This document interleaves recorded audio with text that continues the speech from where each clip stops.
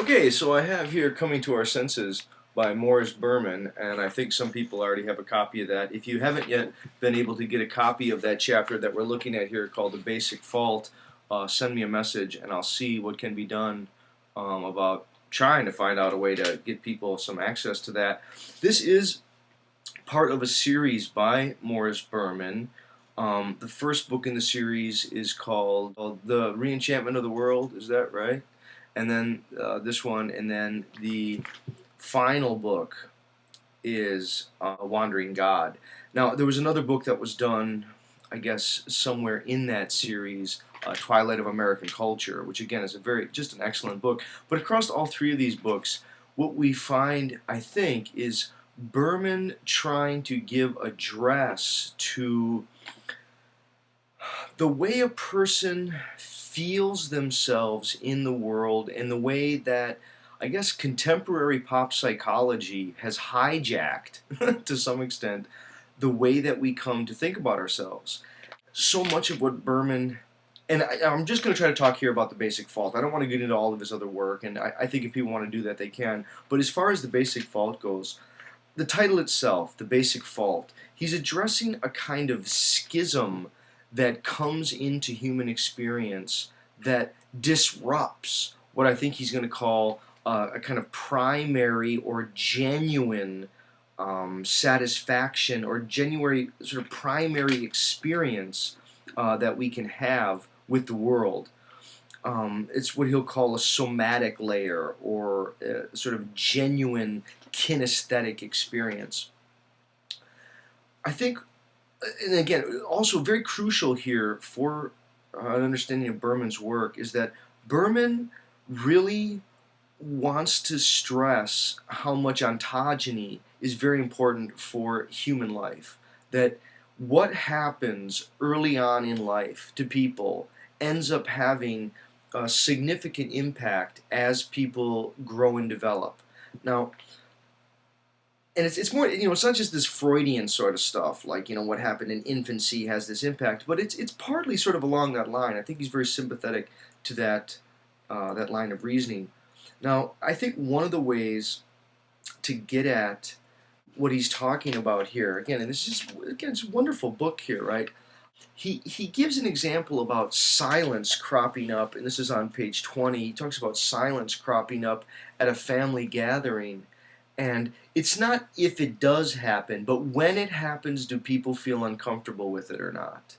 How comfortable are people with silence when it does occur? I think what he wants to say there is that there is a genuine somatic experience that comes from touching, from being touched, from being held, and from the pleasures that we get from manipulating objects in our world, from actually handling things and having some prowess with the way that we're able to handle things. But also, it's everything from holding hands to hugging to just being next to someone, that we could touch them if we wanted to. But all of those ways of caressing and holding that we engage in. And what I think happens, right, sort of what Berman is suggesting, is that genuine somatic experience that we have, which is that we are bodies, that slowly gets broken up with a kind of severance, right, from the inside, that it issues what he calls the basic fault, or a nemo, a kind of emptiness in us, where we come to identify no longer with our body as felt, but with our body as we imagine it's seen by other people.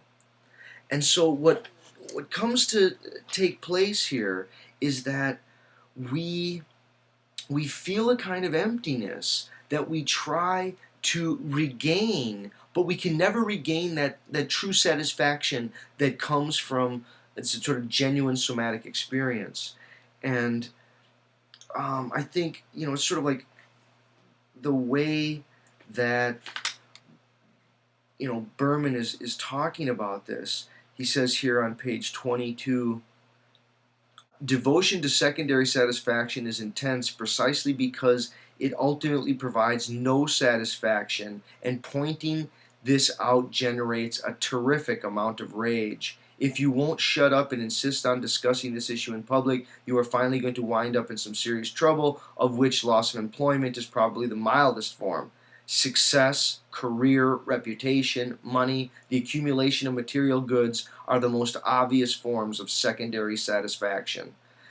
And he goes on and he says, as already noted, none of this ultimately works because it fails to penetrate down to the primary somatic layers. It's funny. I think we've probably all heard these kinds of arguments that, Hitler wouldn't have been Hitler if he'd got more hugs as a youth. There's these kind of jokes about someone who's out doing very evil things, or they're out, looking for money, or they're pursuing success or careers. They want to be powerful or important or all this kind of stuff. And we sort of laugh and we say, this is someone who probably didn't get enough hugs as a kid. I think that's kind of what Berman's saying. Now, it's more than that. I mean, it's sort of a reduction, and it's a funny way to say it. But there does seem to be, for Berman, a recognition that we are bodies, and those bodies can suffer from a kind of alienation, or what he's going to call a confiscation. And it has to do with the history of the mirror. The mirror, I mean, the narcissist myth is a classic enough example of people sort of falling in love with the image that they have of themselves, which they think other people have. They fall in with this. But I think he wants to say that it really does line in with the history of the mirror, and that the mirror is part of the way that confiscation has happened, the way that people have come to be alienated.